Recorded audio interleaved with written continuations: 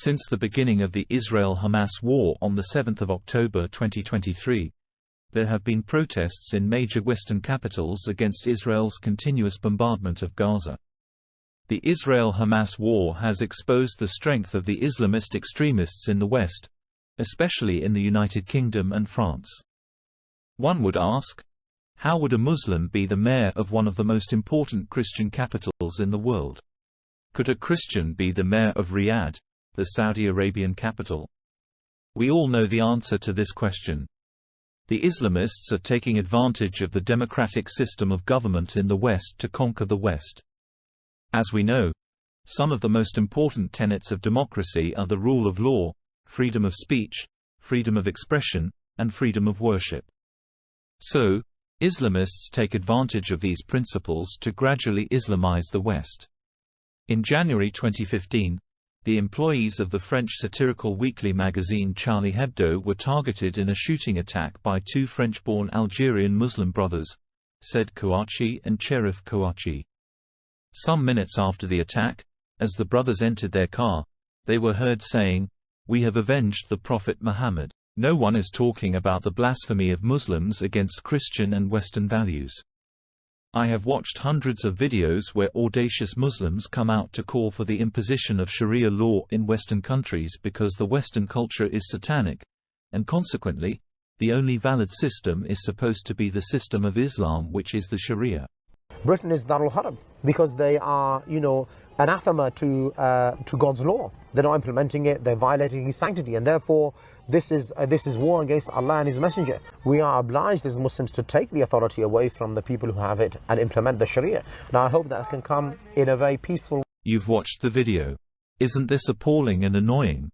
A Muslim immigrant, the son of a Pakistani migrant, born in Britain, threatening to impose his culture, religion and way of life on his host country. Isn't this supposed to be blasphemy? Isn't this guy supposed to be arrested and prosecuted for threatening the British national security? For the British government, this is just freedom of expression. A British professor from the University of Oxford, Professor David Coleman, said in 2010, that white British would be a minority in Britain in 2066 if immigration continued. Now, we are in 2024, and Muslims are brazenly threatening to topple the British government, take over the country and impose Sharia law.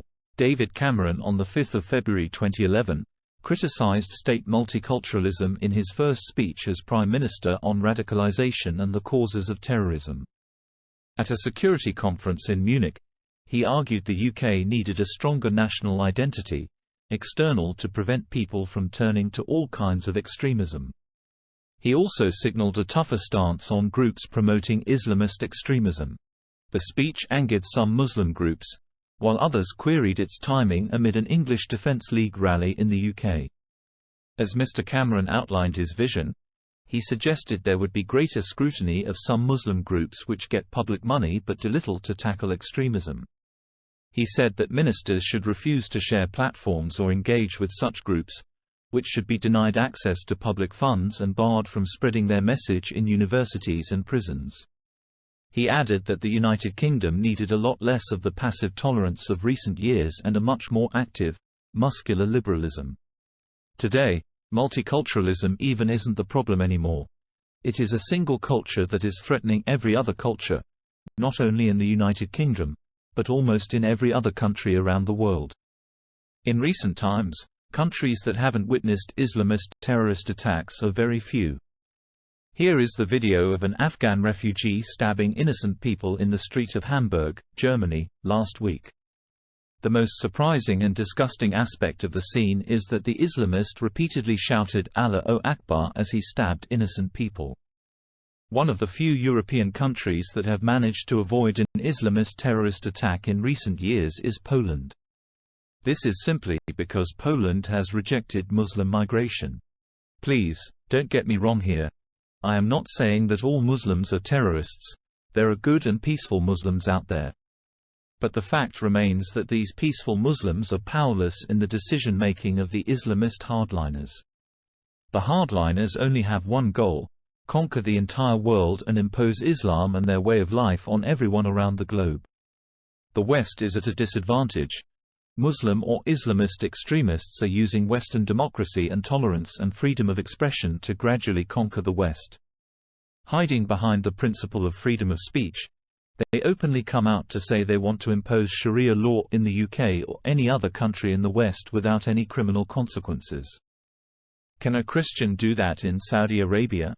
There is not even a single church in Saudi Arabia because it is prohibited.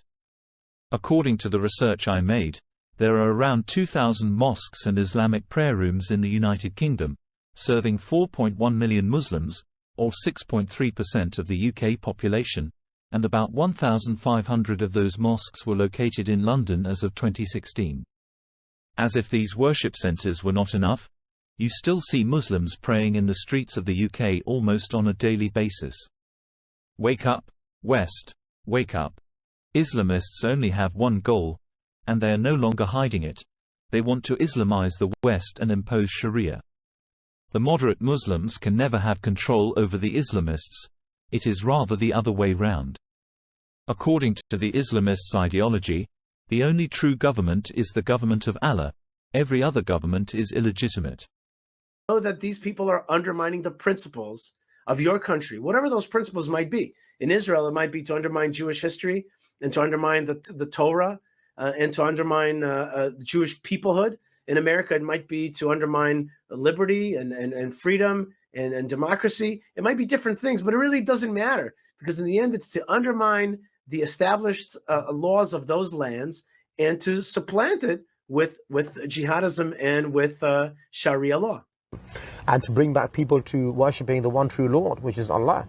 As much as it is important to remove the physical obstacles, which is the non-Islamic regimes, the occupying forces, the occupying forces, he means the Kingdom of England, the United States of America on the continent of America, and certainly the Jewish state from the land of Israel. What he means is we got to get rid of those occupying forces and those regimes because they're illegitimate. In his mind, they are not legitimate regimes at all.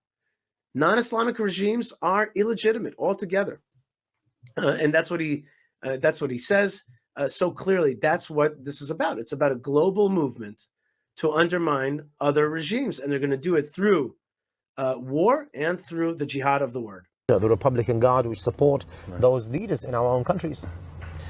What do you think the timetable is for implementing Sharia in Great Britain? Do you feel like you're getting close? I would point towards Tunisia and Egypt and these countries to show you how quickly things can change. It could be in a year or 5 years where people could be rejecting the kind of liberal democracy. They're unhappy because the basic needs are not being met. They're looking for alternatives. The basic needs are not being met under liberal democracy? The British Parliament should quickly enact laws that criminalise the Islamist threats and restrict them from getting political offices. Above all, Britain must control general immigration into their country.